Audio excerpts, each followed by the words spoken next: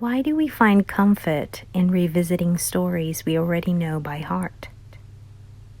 Nostalgia is a soft echo of the past, sweet, a little sad, and deeply familiar.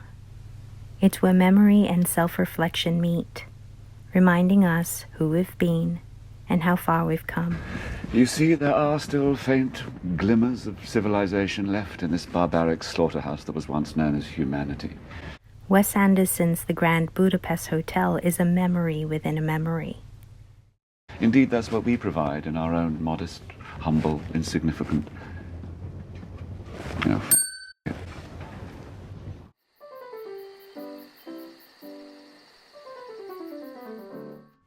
In this video, I'm painting Zero from the Grand Budapest Hotel. This isn't just a portrait, it's a map back to a world that exists only in memories and Wes Anderson films. As I work, I reflect on nostalgia, memory, and the language of art, exploring how film and painting alike remind us of the beauty in everyday life. Zero has always inspired me. Loyal, gentle, resilient. Painting him became a quiet meditation on storytelling, endings, and the way cinema lingers within us. If you enjoy art time-lapses, film-inspired paintings, or Wes Anderson's whimsical world, I hope this feels like a cozy creative pause in your day. Welcome to the Make Muse series on ArtsyMamaBee, where creative living sparks inspired growth. Set in the fictional Eastern European country of Zubrowka during the 1930s, the story follows Monsieur Gustave H., the meticulous concierge, and his protégé, Zero Moustafa, a young lobby boy. When a wealthy hotel guest dies, Gustave inherits a fortune, but her greedy family seeks to reclaim it. Gustave and Zero embark on a whimsical adventure: theft, a priceless painting, murder, and even a prison escape. The film is fundamentally about looking back. The narrative unfolds through layers of retrospection.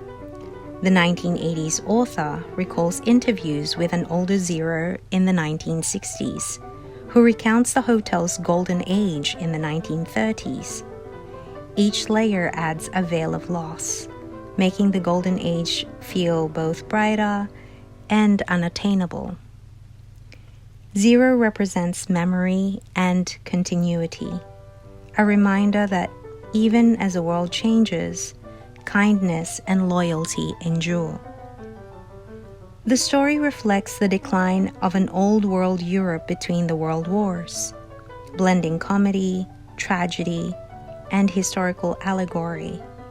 It's both a love letter to a vanished culture and a meditation on memory.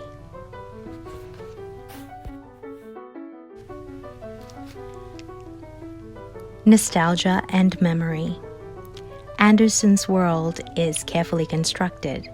Every frame feels deliberate. The pink walls, the red carpets, the icy blue skies, balanced to evoke playfulness and longing. The hotel itself is almost a character of its own. The grand staircases, the polished brass, tiny teacups, communicating elegance, history, and the passage of time. At the heart of the story is Gustave and Zero. Their bond shows how relationships preserve meaning even in chaotic times. Gustave's mentorship transforms Zero into a custodian of values, while their interactions, paired with framing and consistent visual rhythm, highlight the emotional depth of human connection. Gustave embodies refinement and civility. The encroaching fascist forces symbolize moral decay. This contrast is emphasized visually through costume design, set design, and the mise en scène, showing how culture is fragile yet resilient in small human ways. The story's layered structure, author, old Zero, young Zero, underscores storytelling as a way to preserve memory and meaning. Cinema becomes a medium for curating and interpreting the past, allowing the audience to inhabit a world shaped by reflection and longing. Underlying the whimsy is impermanence, the hotel's grandeur, Gustave's ritual, and the characters' fleeting adventures remind us that life and culture are temporary. Yet memory, art, and storytelling immortalize these moments, creating a bittersweet, enduring beauty.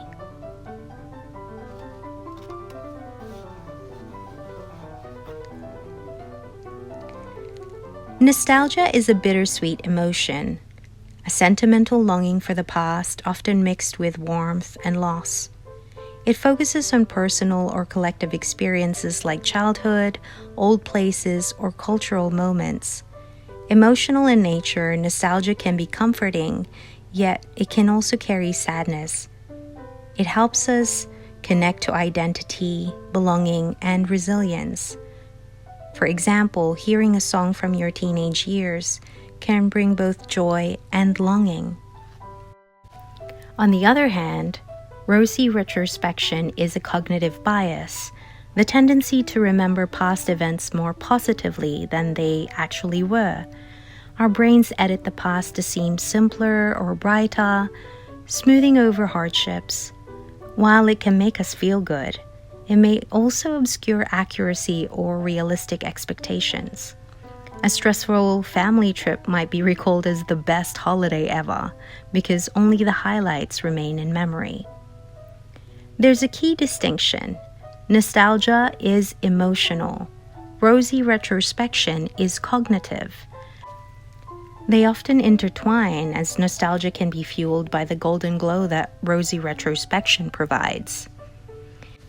In the Grand Budapest Hotel, these concepts are vividly illustrated.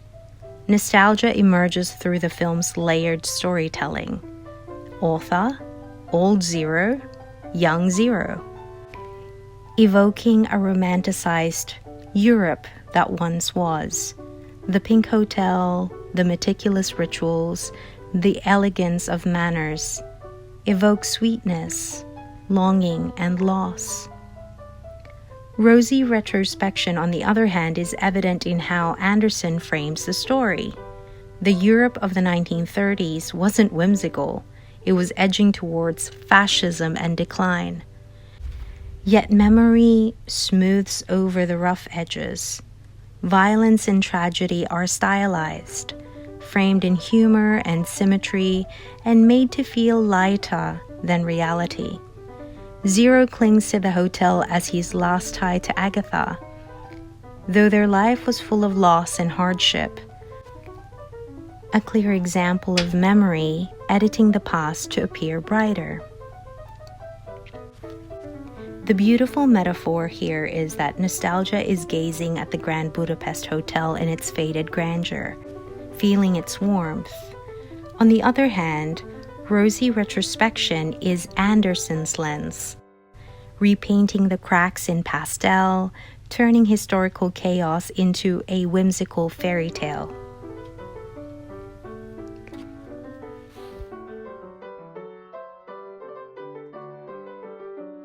Painting Zero mirrors this process. Each brushstroke is a meditation on friendship, memory, and enduring stories.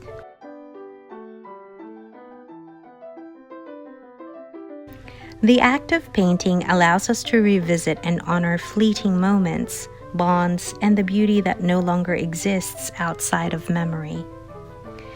The Grand Budapest Hotel isn't just a quirky murder mystery. It's a quiet elegy for a lost Europe, a meditation on memory, and a reminder that nostalgia is both beautiful and bittersweet. Painting Zero felt like stepping into that delicate world, noticing details, reflecting on bonds, and lingering in the past. If this little journey resonated with you, I'd love to hear about the films, stories, or memories that inspire you. Please share them in the comments below. And thanks again, fam and friends, for sharing your time with me today. I really appreciate it. Hope you have a wonderful day ahead. Until next time, bye.